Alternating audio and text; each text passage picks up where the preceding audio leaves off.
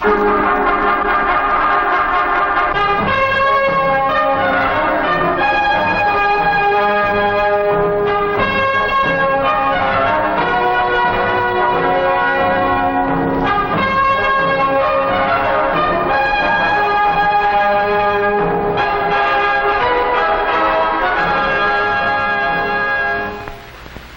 Clarence Kelly, Director of the Federal Bureau of Investigation.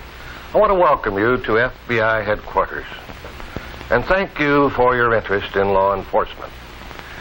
J. Edgar Hoover once said that the quality of law enforcement in a community or in a nation reflects the involvement of its citizens.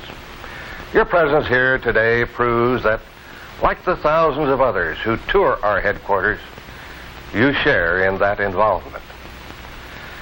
The men and the women of the FBI, whether in the headquarters or in field offices throughout the country, join me in the hope that you will find your tour interesting and informative, that it will give you an inside view of some of the challenges we have met in the past, some we must meet today, and what we are doing to meet those of the future.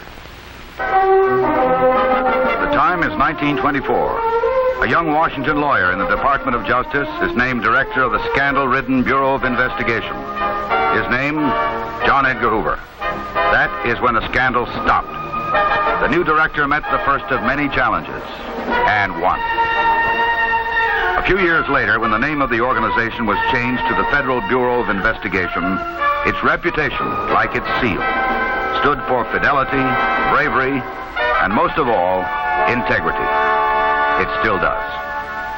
The 1930s were a challenging time for law enforcement. Gang wars spawned during Prohibition continued with bloody shootouts like this reenactment of the Kansas City Massacre.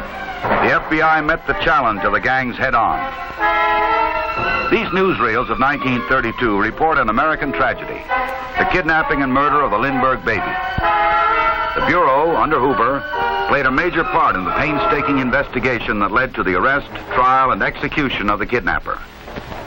Under the new Lindbergh law, the Bureau was given federal jurisdiction.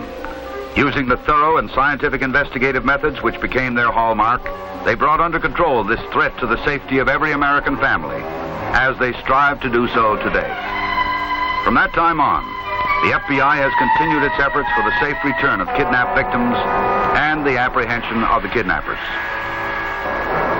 Another challenge to law enforcement in the 30s was a new breed of bank robbers and killers who terrorized the Middle West. These reenactments show how some of them met their end. John Dillinger.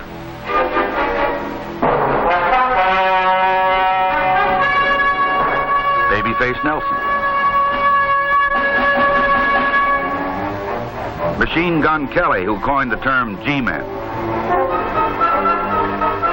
Pretty Boy Floyd. All killed or captured by FBI agents, some of whom died, meeting the outlaw challenge. The end of the 30s saw the rise of Hitler and the threat of war in Europe. The FBI was charged with keeping track of such groups as the German-American Bund and the rapidly growing espionage activities of our potential enemies.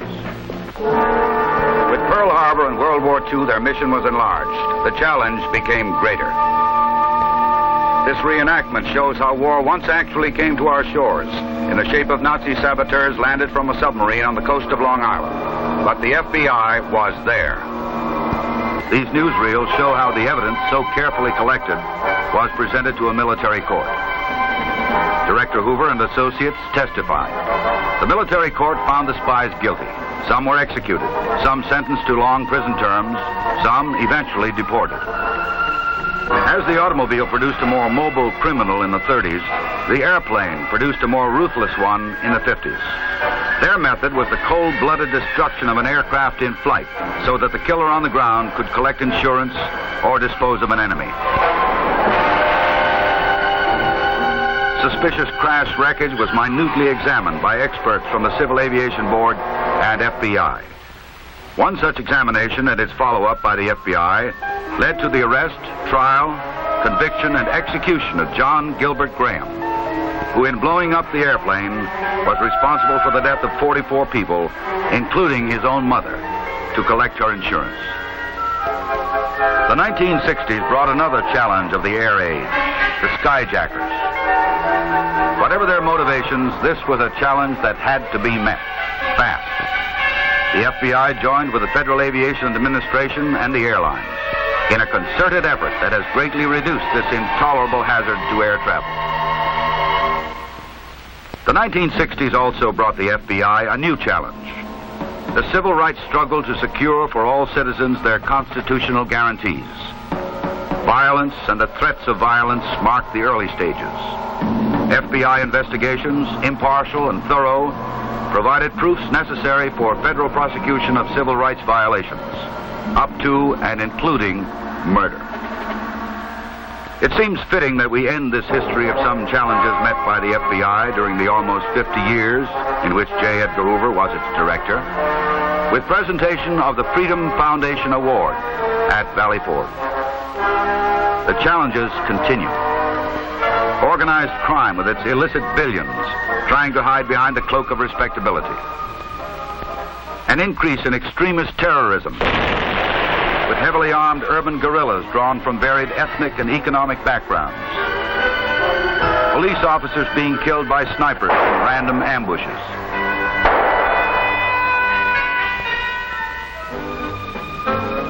To meet the challenges of today and prepare for the challenges of tomorrow, your FBI remains in the forefront of both the training and technology for criminal investigation.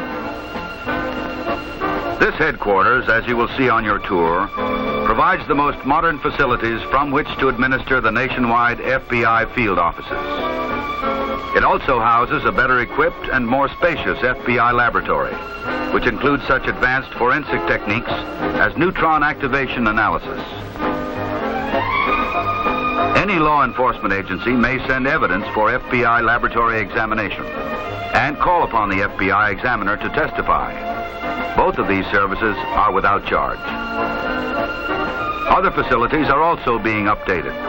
Some you will see on your tour. Others are located elsewhere.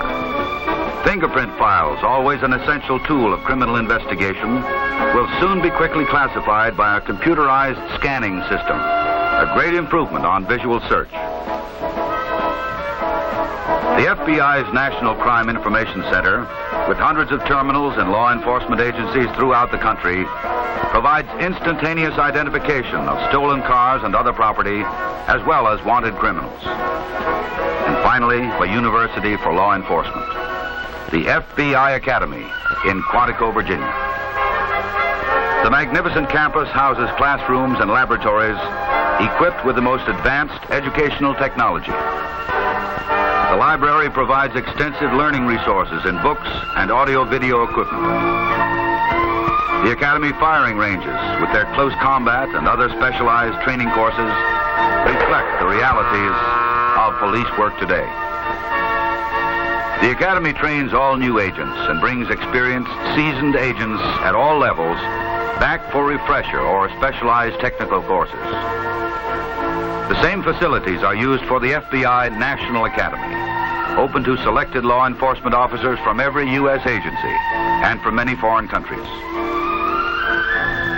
Successful completion of the National Academy course is recognized as a significant forward step in a law enforcement career, and graduates return to duty with a broader academic background and a heightened knowledge of technological advances in their chosen profession. It is only fitting that a recent graduating class presented to the FBI Academy this sculpture of J. Edgar Hoover, who conceived such a training program soon after taking office as FBI Director.